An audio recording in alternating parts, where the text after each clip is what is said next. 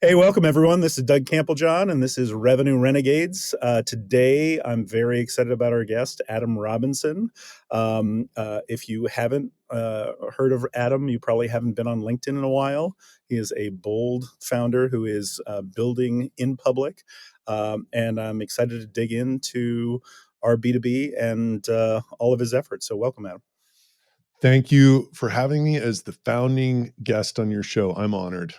And I'm just glad you're doing it, by the way, regardless of what comes from it. It's like, I just obviously this stuff has served me very well, but like just starting, you may not have a podcast in a year, but like the different directions that it can take you, it's just an amazing, I think early stage startups, it's the best weapon you have, giving people a rabbit hole to go down where they're just listening to you and they're observing you and they're hearing what you stand for and all this stuff. It's the only advantage we have over the big guys because they can't do it. Most of them. Yeah, and thank you. You were really the one who inspired me to, get off my ass and start posting on LinkedIn a few months ago, and that's really actually turned from a chore into an enjoyable exercise. So thank you for that. And this is kind of the next adventure in the coffee media empire, as we say. So Can we talk about that for a second? So like at this point, I view it as like a creative outlet for me. And when I started working with Alec, it went from like me like not actually writing the post to me writing the full post and then him doing like a 3% edit, like maybe he cleans up the hook a little bit, maybe like whatever. But he actually likes to leave typos and stuff in there because he like thinks that it like makes it more authentic or whatever. yeah. I hated writing these posts and it took forever, but like yesterday at 4, I sat down, I left the office at 5:35. I'd written 4 posts and I walked out of I just noticed how I felt walking out of the office and I felt this buzz of tremendous satisfaction, which is not the same as I feel when I get off a day of Zoom call internal meetings, right? Like it's not the same as like even a sale, maybe a closed deal feels good, but in a very different way. But like it's like this really satisfying buzz that it gives you for a few hours if you write stuff that is good, and that's like a real benefit to have that be part of your job, right? Like who would not want to feel like that? Like there's a real art form to it. Yeah, and I think everybody has their own voice. I think that's, and I've been finding mine. I think it's been interesting because, when we started, obviously with the mission of coffee, I was like, okay, let's do some background. Let's do a series. We'll do a series on the history of CRM. We'll do a series on the history of AI. We'll do a series on the problems with CRM and all that kind of stuff. But what I found was in between, I could go be super vulnerable about stuff as well, right? And those were actually the ones that got the most engagement where I'm like, hey, I'm really, I was afraid of this, or like I didn't know, like this is how I felt, and the level of engagement on that stuff has just been satisfying, and it's not with the end goal of engagement, but it's really just kind of feeling like you've got this community that you're connecting with. So that's the part that's been the most satisfying for me. Yes, and you absolutely nailed it right there. And this is just my personal opinion, and I think my opinion is qualified to. I don't know about making YouTube videos, but like I know about posting on LinkedIn, and so like when someone asks me about my content, I say I think that it is relatively insulated from quote unquote competition, right? Like because so few people in my position can actually be vulnerable about their businesses.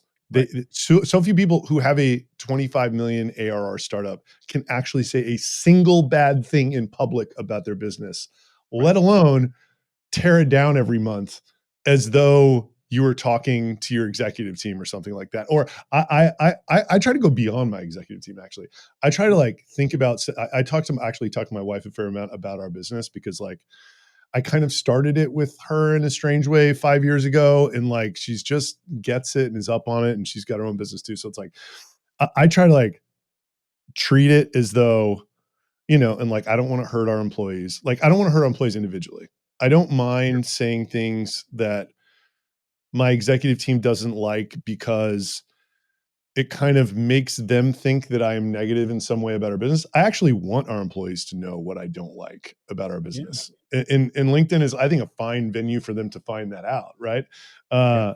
But so few people can be vulnerable because this is a network of professionals who want to look smart, sound smart, be smart, Uh-huh. conquer all the time, and that's not the human experience. Right. Like it's kind of for most people, right? Like I think for you and I, it's probably skewed to where there's probably more good stuff than bad stuff at this point. But like for Mhm. most people out there, there's more bad than good. I mean, for Yeah. my journey, I didn't even know how hard it was until my business started doing well. Yeah. I just thought like, this is how fucking hard this is. Like everyone says, like in like people will immediately connect to that. Yeah. Just lived communication of lived experience that was bad in some way, you know? How do you keep the pipeline of stuff going?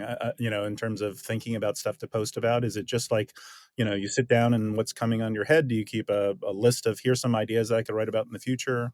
What's your method? So I think that if your goal is to become a prolific content creator as a CEO, you need to internalize this idea that you are a media brand and Mhm. you need to go through your life as though you're looking over your own shoulder and thinking that either is or is not good content. Mhm. Every Yeah. single conversation, right? Like every single thing that I'm doing, right? Like here's kind of an extreme example. I have my content pillars, which are work in public's just the easy one. Like I know that I'm Yeah. willing to share more than anyone, and it just does so well because of that. And like I love talking about bad stuff about the business because no one else does, and like all that stuff. Right. So that's one pillar. I had this other pillar that was like kind of future of go to market. The predictable revenue thing is dead, and then I bootstrap and VC all day long, right? Like so, Yep. those are kind of the three things that, and they each agitate like a different audience, right? Like Mhm. bootstrap versus VC, and the work in public is like the founder crowd, and then the depending on what the topic is, if it's ABM, then it'll like pull in marketers. If it's like BDR's fucked, it'll pull in sales leaders or whatever. Yep. So like I need to like swap out this future of go to market pillar because it's kind of played out. Like everyone Mhm. knows what is happening now that AI is Mhm. here and like BDR is not really the same as it was 2.5 years ago. Like that just happened. So there is this guy named Preston who he was the founder of Chubbies, which is a D2C brand, and he's on LinkedIn Yep. talking about branding, right? And the Mhm. power of brand marketing versus direct response and performance.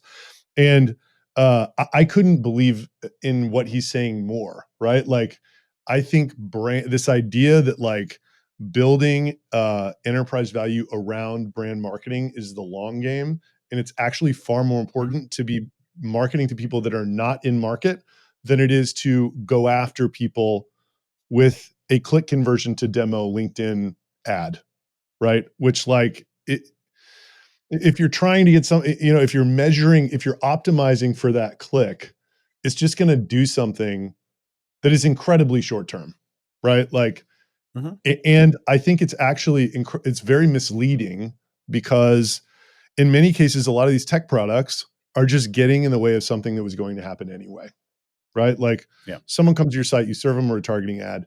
LinkedIn takes credit for that demo booked if they showed them an ad. Yeah. Uh, Yep. Yeah. if they click see more, like then you're like, oh, LinkedIn generated my signups at like $23, and then I'm getting 76 for it. It's like you go through this whole calculus and you're optimizing around. And I think it's all nonsense. I think it's completely ridiculous. But like there is a whole industry of marketers that are getting fired over this kind of stuff. There's whole companies that are like built upon it's like collect whatever data that we can and then tie people's tie people's employment to these numbers, which are like Yeah. ridiculous, right? So Yeah. like, Everybody's doing this, right? so like I was spending like $100,000 a month on a whole bunch of different marketing stuff in November. And then we got hit with this wave of churn for a lot of different reasons. Like we were telling people to use the product the wrong way, basically. So I'm like, not because I wanted to prove this point, but like Mhm. I was like, we got hit with so much churn. I was like, we're out of product market fit. I'm gonna turn everything off until we kind of figure out how to do this the right way and up to my Yep. standard or whatever. So funny thing is, if you ask like any marketer who was being evaluated on these different channels and their click-through rates and stuff, like they would die to just like turn one of them off and go to their exec team and say, I told you it was nonsense. You Yeah. know, but their livelihood is tied to this, right? So like I was just like I don't care. I'm like the sole founder. We got a super profitable business. I'm like I'm turning it off. I don't care if we shrink, right? Like I just want to like do it the right way when the time comes. And like lo and behold, shut everything off. Like it was flat for a couple of weeks, and then it grew 10% in January with $100,000 less of this click through spent, right? Like which is pretty much what it was. So like so meanwhile, that's a backstory, and I'm sort of giving you an illustration of me looking over my own shoulder. So I'm like, Okay. that's kind of interesting, but what's really interesting is if I take this wildly polarizing position that I'm only doing brand marketing for the rest of this company's Mm. livelihood. I will not pay for a single ad, right? It's all going to be this like if you hear from me, it's going to be like the content, it's going to be our weekly show. Like I'm talking with Sendoso about doing like Yep. really weird direct mail stuff that's impossible to measure, Mhm. but like sort of reinforces this point that like, performance. I want to start a cult because I think marketers will rally around this, right? Because they all believe Yeah. this and they all think it's ridiculous that like, whether they have a job tomorrow is dependent on whether 9.1 or 7.8 shows up on Right. this dashboard, which was influenced by 50,000 other factors.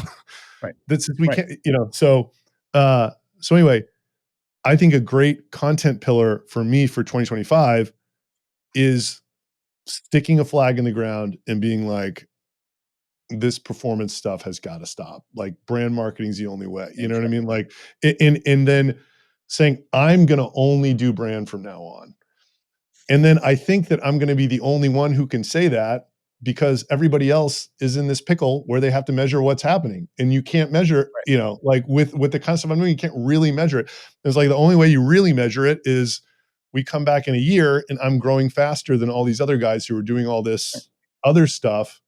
And all I've been doing is this, big picture telephone. So the point is like that's kind of like I am making strategic decisions in the interest of what I believe is content that will break through. Yeah, I think that I mean, if you're out there for enough time and said, as you said, with $100,000 spend, dropping it, we took a temporary hit and then we're back. If you're proving that out over time, you may find that there are other marketers that are finally have the guts to go to their CEO and say, "Hey, let's go try this." Let me go run this experiment. Let me show you how it's worked for Adam. And so I think it's a really interesting pillar to work on this year. I think so too. I think they all want to. Uh, But they yeah, have VCs. totally. Everybody's pushing them back to these dashboards. Yeah. Talk just for a minute about like the founding story. I think people love founding stories. You obviously had retention, and then you started our B2B. Tell me a little bit about the spark of that idea, and then I'd love to just talk a little bit about like you came out and everybody was like, "Holy shit, this is amazing," and piled on. But then, a few months later, there's 50 competitors or whatever that just creep out of nowhere. So tell me a little bit about like how you think about where the idea comes from, and then how do you deal with markets that suddenly get very crowded, which happens to founders all the time. Yeah. So my first startup was an email newsletter app, and we were Mhm. poaching from this bigger company called Constant Contact. We kind of Yep. figured out how to get lead information from their customers, and we called them on the phone, and we were the only people calling them on the phone with a better offer. So like that got us to 3 million ARR. It was a double-edged sword because Constant Contact is a super broad product, and I Mhm. would never ever suggest launching with a broad product. I think like being the best in the world for a super tiny niche and then expanding the aperture is a way to do it. But it got us to a cash flow positive business that I tried relentlessly for 3 years to grow and couldn't because the product was competitive in that one channel we had. But once that channel was gone, we couldn't do anything against MailChimp. Their free product was better than our paid one and was, they're moving faster and they're spending $1 billion a year advertising a free product. Like it was just, masterful. I think if it was just Constant Contact, we could have grown against them. But like this thing MailChimp did, they made it Really. impossible for the little guys to grow. And then Klaviyo was able Yeah. to like latch onto Shopify, who, by the way, from the time Klaviyo started, Shopify was worth under $100 million. Now Shopify is worth 150 billion, right? Wow. So like they were the one for Shopify when Shopify was worth under $100 million. But like the reason they got to, there's a million reasons why they got to where they were, but like that happened, right? Like Yeah. they picked a market so well and were the best solution for that one thing that then Yeah. was just this colossal success like hasn't happened before.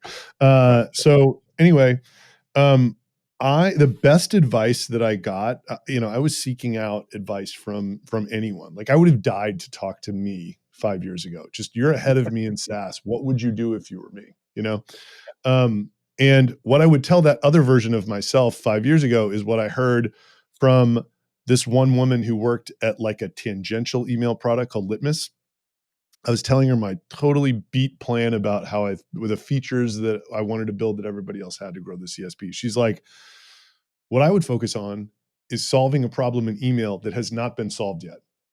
Mm-hmm. I was like, oh, that's a very elegant way of Putting thinking it. about what I should build, right? Because I mean, Yeah. I think like the reason you kind of can niche down is you approach you resegment the market. You approach this segment who is underserved in some way, and you can actually have less features but be way more valuable than the Mm-hmm. broad incumbent.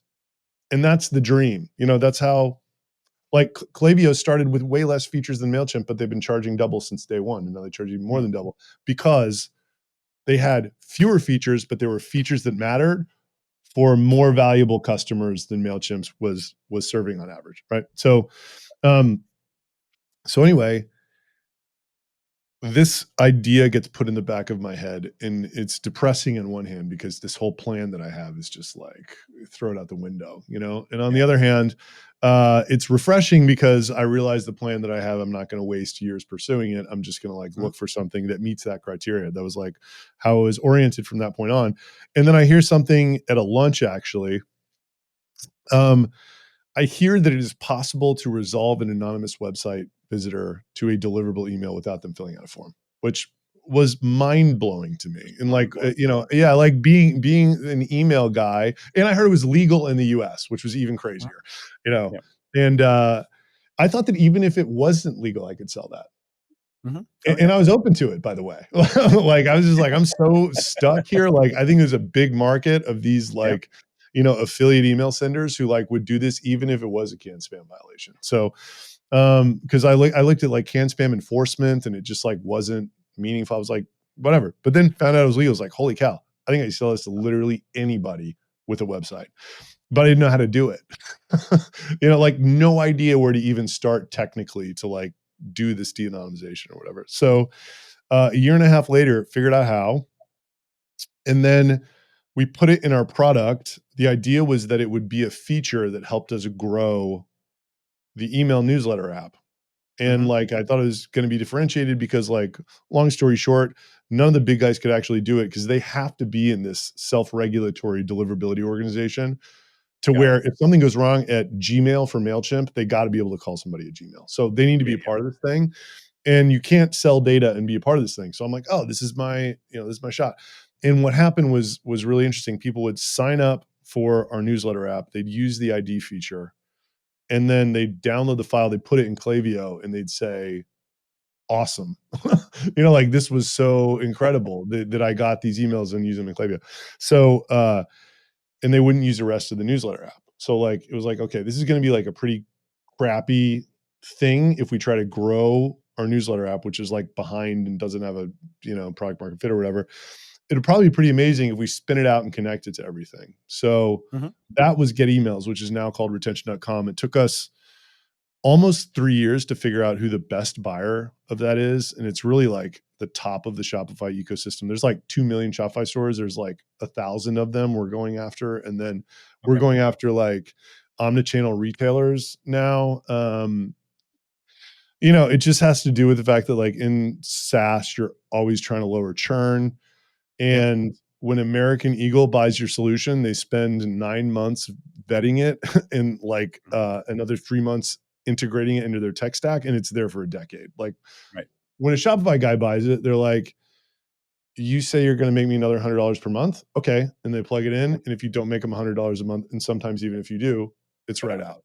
Or Yep. someone comes along and they're like, I'll make you that $100 and I'll charge you $10, instead of $20. So that has been the journey there. And then, when we figured out that those big e-com stores were our ICP, I viewed it as we were just in this awareness problem, right? Like it looked as though it was working for everybody, and it was like low penetration and like really strong word of mouth and everything. So I was like, the way to solve awareness in 2022 at that time was to build a personal social media profile above all else. And I'd never done it. I'm not in social media in my personal life, which is kind of wild given that I'm like, Yeah.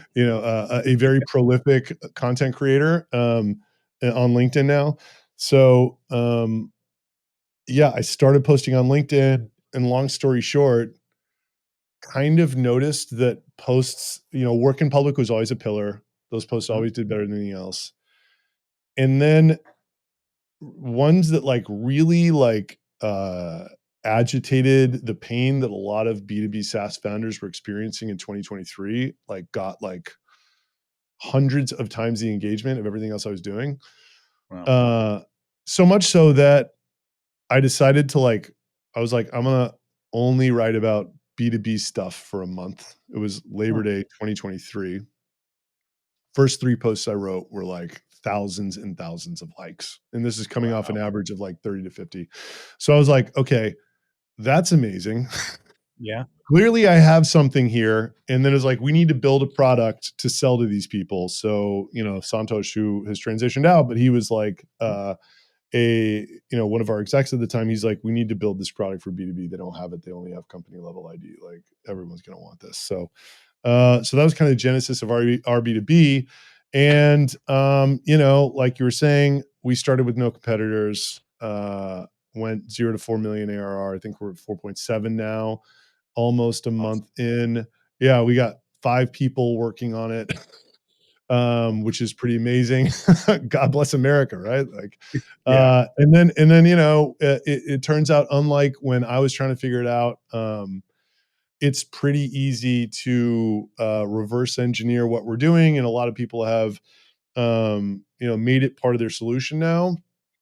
So, what we were selling last year was put a human being in front of a noisy Slack channel and figure it out, which is a very hard workflow for most people. Some people can figure it out and are happy with that, but most cannot.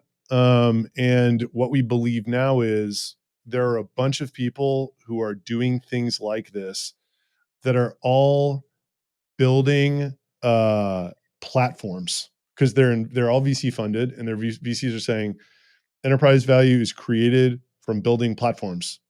Right. So I think that there is a convergence to like signals to AI content generation to activation that is happening, and everybody doing is building a platform. And I think like on one side of the thing, you have Clay, which if you don't know what Clay is, it's this basically low code engineering platform that is connected to go-to-market data sources. And you can rebuild almost every go-to-market SaaS platform inside of Clay if you want to. You can also shoot yourself in the foot really, really badly, right? So that's one end. And on the other end of this signal thing is you do nothing, right? You're just like, I don't even want to mess with it. And my observation is all of these guys building platforms are closer to Clay. It's like not something a team of 50 reps would ever adopt, but it's undeniable that things like a website visit and someone on a champion list changing jobs and like, a certain tech change, like that stuff is valuable to sales teams. But I'm trying to like accomplish all of that by building workflows in their existing CRM, so HubSpot and Salesforce, and not having a platform. And I'm trying to like counter position versus this very intense competition that exists on the other side with the platforms by saying, get signals without the platform, or get signals with 100% adoption or something like that. And then, just tell that story and the story of brand and then whatever else. Because brand's a great story because marketers are the people who buy this stuff. I mean, I don't know if Right. that's yours too, but like salespeople don't buy anything. Like marketers and really it's marketing with the budget that like implements sales Yeah. tech, I find. So yeah, that is the plan for 2025. And we'll see how it goes. I think a great success would be like 7 to 8 million ARR by the end of the year, maybe Yep. 10 if we really nail it. Have not added any team members. I want 1 million of ARR per head. That's my I'm trying to get 1 million per Yes. head on the whole thing. So we have 40 total. It's a little bit so like we have 5 data people who service both companies, but primarily our B2B. So we have 40 total people, and we also have like ARR, and then we have cost per lead deals with some huge companies where they're not ARR, but they're paying us 30 and 50 grand a month. So Yep. our run rate actual revenue is around 30 million ARR, and we have 40 people. So I'm trying to get that Close. like in 18 months or something. Like, can we be at 40 with 40 people? And then I will feel very validated as an entrepreneur. Well, it's interesting because you're already running incredibly lean by VC standards, right? And that's, a part of that is just a function of bootstrapping and bringing the right people on the team. But I've also,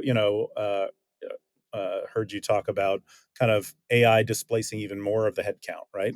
This kind of notion of what functions you might be able to replace or at least augment in an interesting way. So how do you see that unfolding, and where does that fit into your strategy in terms of, AI headcount? Yeah. So we're using it the most with like support, Hmm. really just answering support tickets right now. It's like, and it's answering a lot of tickets between the intercom workflows and the AI. I mean, it's doing a ton, but like, I still get messages all the time, people complaining about it. So I'm not, I'm not like, they want to, people want to talk to a human, Hmm. sometimes, and it's hard for them to get there. It's Yeah. almost like, if they could pick, if while they're talking to the AI, they could like just bypass it and be like, well, I just want to talk to a person, and like they could get Yeah. somebody or something like that. Like maybe, so I haven't really, it's not like I have this like, this is the unlock for my business that I was always looking Mhm. for. So like I understand why Jeff Bezos is like over the moon about AI. He's got Mhm. 300,000 employees, and like I guarantee you a ton of them are doing unbelievably repetitive work. Yep. I want to see if you disagree with this. So I look at LLMs and what they're really good at. Mhm. If I'm like an investor, I'm super pumped that they can do what my $300,000 associate takes a week to do in 10 minutes Yep. or get close, right? Yep. So like this sort of summary of a massive amount of like disparate information. Like it's not writing a LinkedIn post for me. You know what I mean? It's like so the use cases for my relatively small and lean team that's not 300,000. It's like, yeah, like I want my salespeople to be able to research companies faster, but like I don't think it's good enough to do the outreach yet if you have Yep. a small TAM in numbers. And maybe it never will be, because like I think it's like really important. And by the way, this is like why I want to build signals into the CRM also. Like I think it's really important to approach a salesperson as though it was AI was an intern. It was like, this Yep. person looked at these 3 pages and, you said this to them before. Here are your 3 options. Just pick one Yep. and edit the email or something like that. Rather than like, I feel like all these other, I call them the spam cannons, everybody else in our space is like, uh, automate prospecting, which like Yeah. I think if you super wide TAM, it's like great or whatever. But like I think it's important for a salesperson to actually internalize that a target account hit 3 high intent pages. Yeah. Like whether they write to that person or not, that is an Mhm. incredibly valuable piece of information. And then, like another thing that we've screwed up last year, I think, is like we were selling booked demos to people. Like if how Mm. you're evaluating a website Yep. visitor is whether or not you can book that person on a demo, that product will fail, right? But Yep. like, it's sort of anyway. Yeah, You've talked about, I can't remember whether it was a poster or a video that I saw, but you were talking about AI kind of kind of taking away a lot of the repetitive tasks, right? But you still have kind of the artists, the conductors, whatever you want to call them, kind of competing. And in some ways, like you've talked to, I've listened to you talk about the support function. I forget the gentleman's name who does it for you, but Rob, like, yeah, Rob. And by the way, what he has built is incredible, right? But it's yeah, still just like I get annoyed when 1 out of 300 people that we serviced happily is like, what the fuck? Like this is yeah. terrible, But right? Like, but it's still pretty amazing where I mean, it's interesting to me about and there's so much competition in the customer service space right now, but, mhm, we, like you, have been pretty impressed with Intercom, and so I'm big fans of what they've done with their FinAI stuff, and we'll see. Like, I think, it's still not but none of this is perfect, but you can see the path where you're like, hey, I don't really want to talk to a person right away if I can answer it myself in a chat GPT style fashion. But if I can't, I want to just be like I don't want the old IVR system. I just want to bypass and say, let me talk to somebody now, right? This is not working for me. yeah, I've lost my patient, right? exactly, And not have to escalate to the CEO to be like, hey, your system sucks, right? So right. there's something better than what it was, but it's not where it needs to be. And I think there's something else interesting about Intercom. Like Intercom is unbelievable on its own. Like I Yeah. think if Fin were a standalone, it would not be getting adopted like Fin plus Intercom. Right. You're so Yep. deeply entrenched with Intercom already, and they're really good at building products. And like this thing just kind of fits on top of what it's doing, and it does it pretty well, right? Yeah. But like Yeah. trying to marry that with some other customer support platform, I just don't think we would like it as much. I don't know. It's strange. I don't have any data to back that up, but like, uh, yeah. Well, I think, and that's the thing. I think everybody's bolting AI onto their products, right? And I think what you Mhm. have is, a lot of things that feel like Frankenstein monsters or feel like they're local maximums, right? You're not kind of getting a broader approach. I think, to your point, Intercom builds really good products, and I think that they've thought about this in a much more cohesive way than I think a lot of other folks are doing it. Now, I haven't played around firsthand with like Brett Taylor's company, Sierra, like a bunch of other folks that have started with a blank sheet of paper and see how that goes. But I do think that to your point, there's a lot of the deep research things that are coming out of Perplexity and OpenAI, like in terms of building account plans or doing research on an account or prepping you for a meeting. I think that's the kind of stuff, the kind of busy work, or almost like having your own chief of staff. Every employee has their own chief of staff. I think that Yeah. stuff will make a lot of sense, but I don't think you're going to go from 40 headcount to one headcount, anytime soon. Yeah. And do you think that that's a consensus view? I think there's like a ton of people who are like, Clay can just do all it's like your whole BDR operation can be one go to market engineer in Clay. Well, that is at least it's great LinkedIn content, which is why people Yeah. think that. Well, I mean, Clay's a great tool, but it is a power nerd tool for sure, right? Mhm. And I don't think it is. It's by no means the be all end all. I mean, like, look at all the investment that's gone into AI BDRs, right? And I think that what they've done is just basically automated spam cannoning, right? Yeah. And I don't think a lot of them have resulted in. I mean, the pitch is nice. You're going to spend 80,000 on an SDR. Why don't you spend 40,000 with us instead, and we'll be 5 times more productive? And I just don't think the reality is there for any of them today. But you can see the path where it might get further down in the future. Maybe. Maybe, right? Like, uh, these models are pretty good at talking to us. We don't know if it's a person or not, right? So it's like, I'm surprised that I haven't heard a single positive thing about any AI SDR.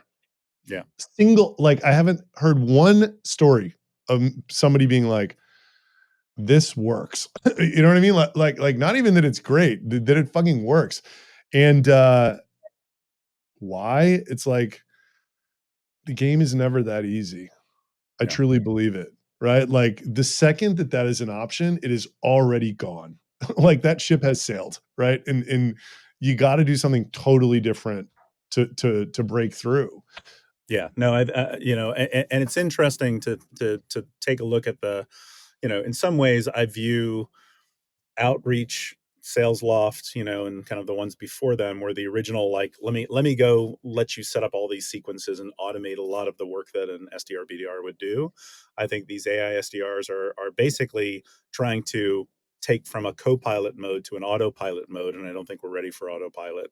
Mhm. And then I think that the interesting question is, Mark Hussiglo, who's going to be on the show, from Operator AI, is trying to take a very different approach about, like, how do we like go from 1,000 emails to three, right? Like, how do we Yeah. get much more focused on that? I think you're talking about similar things in terms of Yeah. how do you really leverage a lot of signals to do something that's a lot more tailored that might break through the noise. Right? You gotta tell Mark I said hi. Oh well, we yeah, good, good to do. Yeah, we had a great exchange back and forth, but in the name of authenticity, in LinkedIn, when we started coordinating it started sucking. Like when we were just flinging shit at each other, and then yeah. I hit him up. I'm like, by the way, like, do you want to, like, do a dance here or whatever? And he's like, yeah, sure. No one else wants to ever. But yeah, Mark's the man. I love that in general.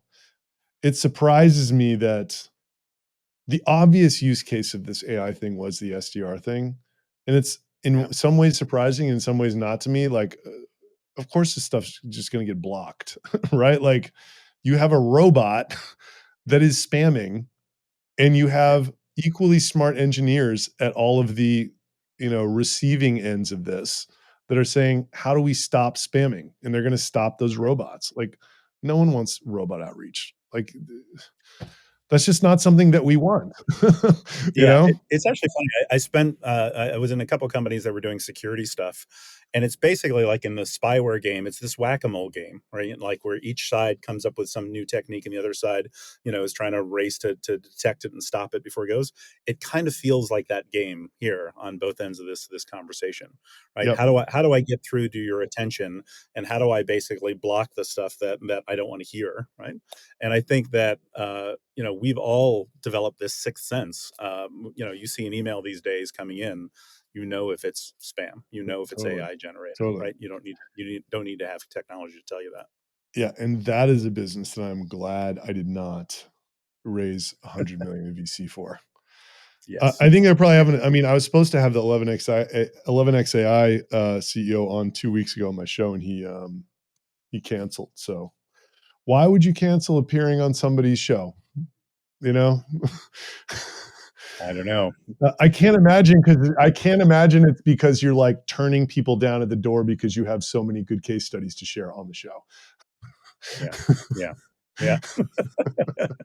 you know, So who do you think is doing go to market really well? Right. We've talked about this kind of founder led brand stuff, and you're obviously crushing that. Who else out there do you really admire and think is doing interesting stuff? so I think everything. So if I look at what's working, I think companies that have strong word of mouth, Hmm. that is the starting point of what I observe working, especially in an early stage. It's like that's kind of like what product market fit is. And then as far as motions that are on the back of that word of mouth, the founder led thing is on LinkedIn is like it's just a very straightforward one in my opinion, if you can actually do that. Hmm. So in the or like the fixer guys coordinating a bunch of, like, influencers to, like, then post about their stuff. But, like, they had a very, very good product that was created with an insane amount of diligence in 6 years of experience in EAs, that, like, is badass, and people are going to try to copy it, and they're not going to be able to because these guys were psychotic about how they did it.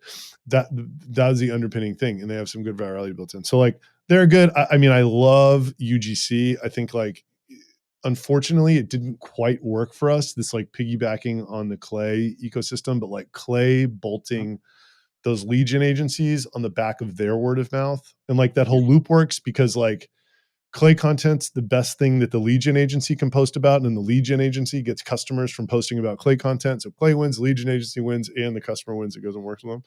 So that is just an incredible thing, and they're able to just, like, slowly, like, scale that out. What else? I mean, Nathan Latka is an interesting one.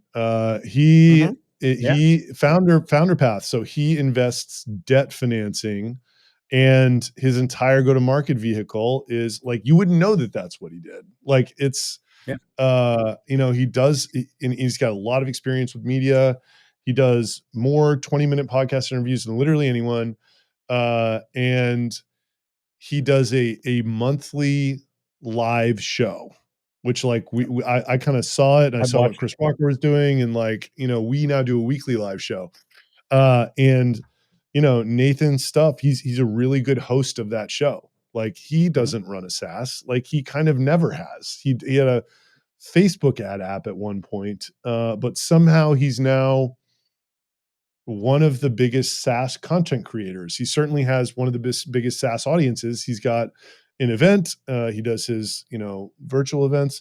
And he and I, we've talked about this. He and I share this view that this is the future, right? Like, if you can create content that your target audience chooses to consume, Mhm. irrespective of what you are selling to them, the, how could you ever compete with that in any with a paid ad? It doesn't even make it's like if Right. I really think I'm learning from you, I'm Mhm. going to read your post with a level of focus and a level of attention that is nothing like when Rippling serves me some carousel that's like, here are other businesses in Austin that use Rippling.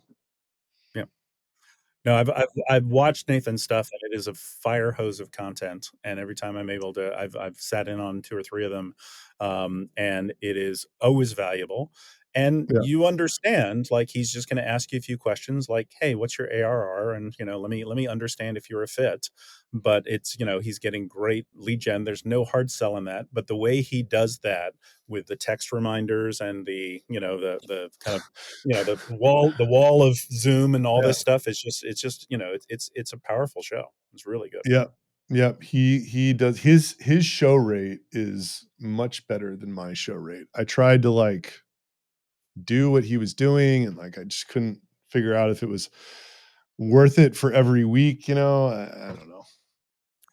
Okay, so for the naive, when you say show rate, number of people showing up, or what do you mean by show Yeah, rate? like the number of people that show up versus the number of people that sign up. He Oh, okay, says he's got at it. like 40%, and like we're at like Wow. 25 or something like that. Okay. What does that translate to in terms of how many folks that you end up getting on a weekly basis, or how many that you think he gets on his shows? Uh, I've been on 2 of his shows. Like I think one of them he maybe had like, 250 or something like that. But one of them that I was on, he brought Wes Bush on, who's got a big list, and he brought Guillaume from Lemlist on, who's got also a Yeah, big yeah. list. And then he had all of us promote it in competition with each other. So Hmm, he had over 500 on that one, wow. Okay. but like I can't even imagine the amount of invites he had. Yeah. Sorry, the amount of signups he had coming off that. Signups. Yeah. Yep. So yeah, I mean, we get consistently decent guests. We get like 200 to 400 actual people show up Mhm. every week, which I think is pretty good. I mean, I don't know Yeah. anybody else in B2B who's pulling audience like that, like week after week after week. Yep. But by the way, like we put a lot of work, it's like fairly early on, I got lectured on like, running a live show and how it's just not, no one wants to just hear you free flow talking. Like Mhm. they're there for a reason. And like there needs to be a host, and there needs to be a guest, and there needs to be a run of show, and you need to know what Yep. you're going to talk about, even though it's live. So we put a lot of work into it, and to me, it's like, can I measure what it's doing? Like, definitely not. Like, do I think it's a big part of our motion? Absolutely. Like I'm trying to do Yeah. more of that, even though we can't measure it, back to the whole brand thing. Yeah. Alright. Well, I wanna respect your time here, Adam. This has been great. I have a few just kind of wrap-up questions that we're kind of asking everybody on the show. So just out of curiosity, when you think about what AI could do for you, and this is not even just your business, even in your personal life, if you could kind of automate one task that's just a pain in the ass for you using AI, what would it be? Um, well, this the only thing that I can think about is actually related to my business. I mean, I think Okay. that AI should be in our product doing stuff, and it's not yet, but, like, I think the absolute perfect use of this LLM technology is to, like, take in contextual information about a website visitor and Mhm.